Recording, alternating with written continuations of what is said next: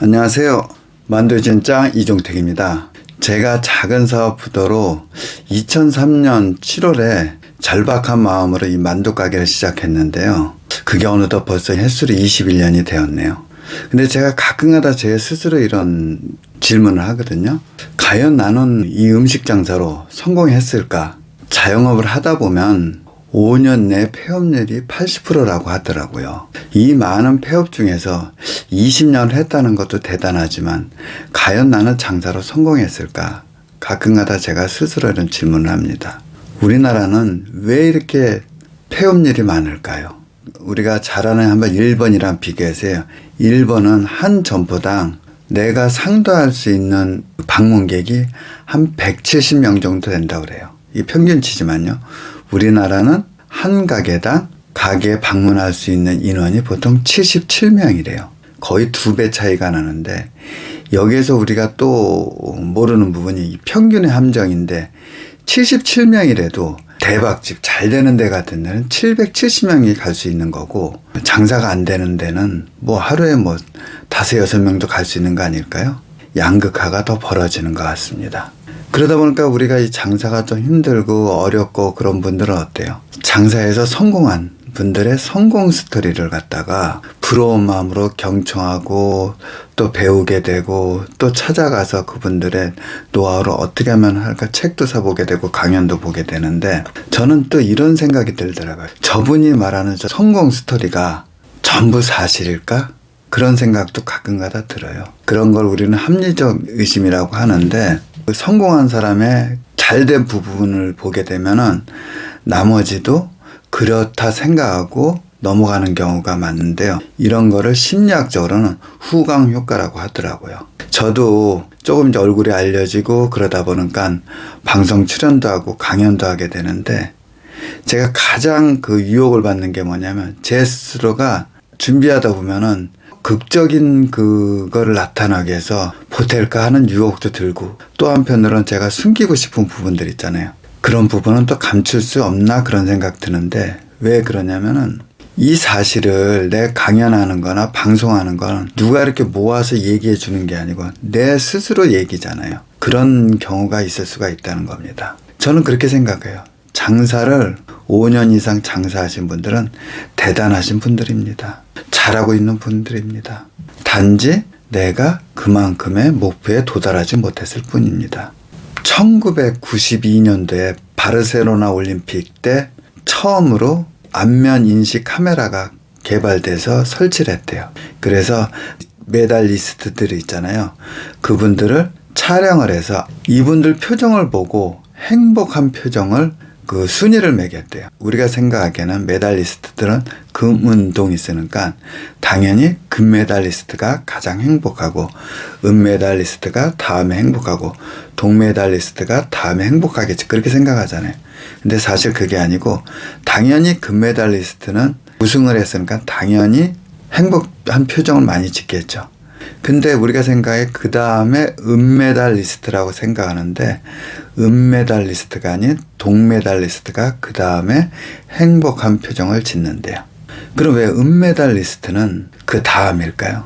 금메달리스트랑 비교가 되니까 아쉬운 거예요. 메달리스트 표정들 보면 알까요? 은메달리스트는 어딘지 좀 아쉬운 표정 그런 표정을 짓는데요. 뭐 동메달리스트는 메달 땄으니까 당연히 행복한 표정을 짓겠죠.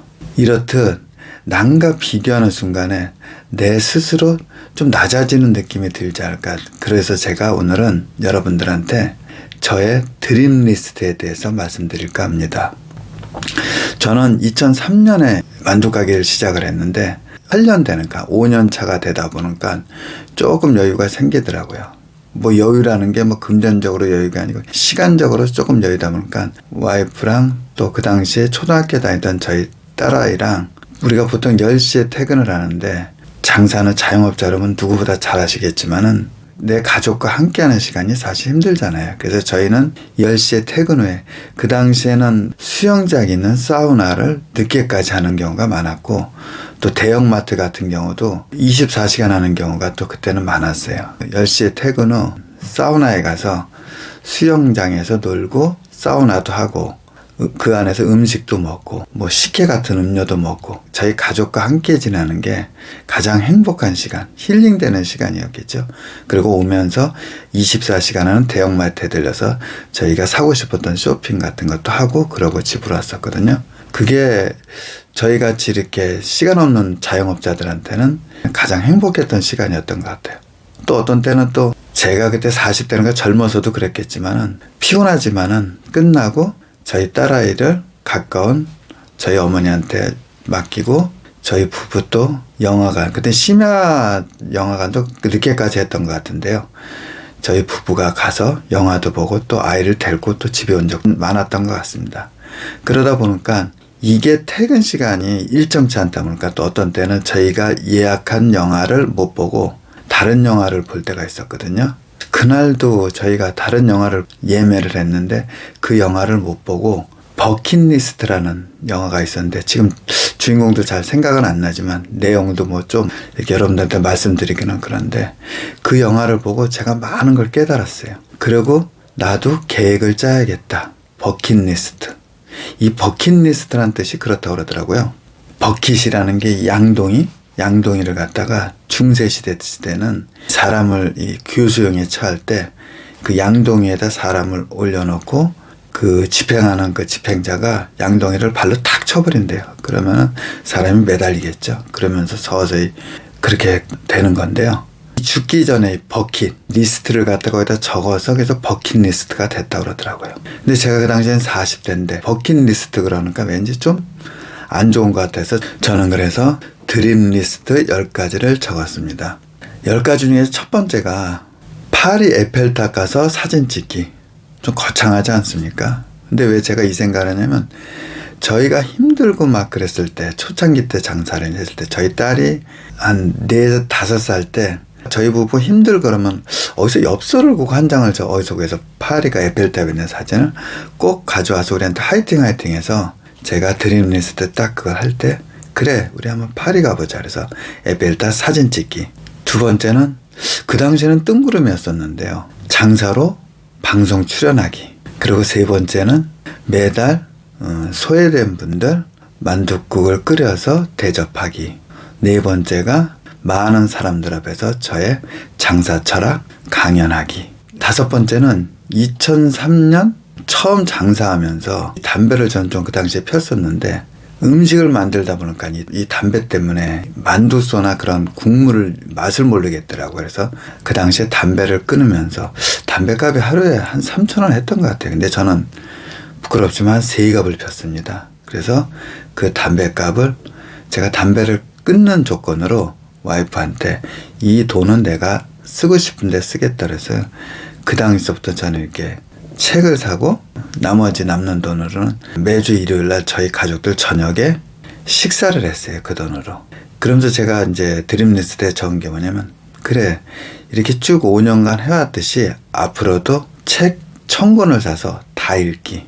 그게 5번째 제 드림 리스트였고요. 6번째는 더 나이 들기 전에 단양에 가서 패러글라이딩을 타던 어디 가서 번지 점프하기. 7번째가 고생하는 아내 명품백 사주기. 제가 이 약속을 지켰을까요? 못 지켰을까요? 그리고 8번째가 음식점 그만둘 때까지 건강하기. 근데 지금도 감사한 게 이 만두소를 하다 보면 이 칼로 다지는 거잖아요.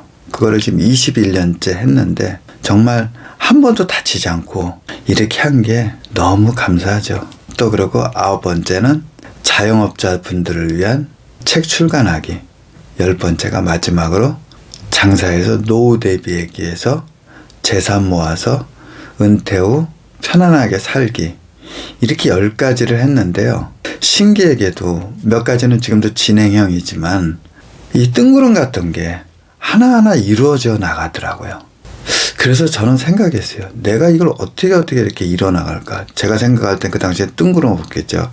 강연하고 방송하기 뭐 책 쓰기 이런 건데 그거를 다 지금 이루어진 것 같아요. 장사로 성공인지는 모르지만은 하나하나 이렇게 성장해 가는 게 왜 그랬을까 저는 생각을 해보거든요. 왜 나는 그래도 하나하나 이뤘을까.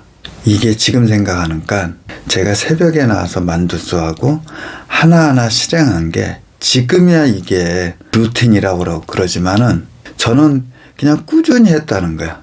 그러면서 한 번도 이거를 갖다 늦추지 않고 했다는 거. 우리 산을 잘 타시는 분들이 하시는 말이 산은 정상을 보고 올라가면 절대 못 올라간다 그러더라고요.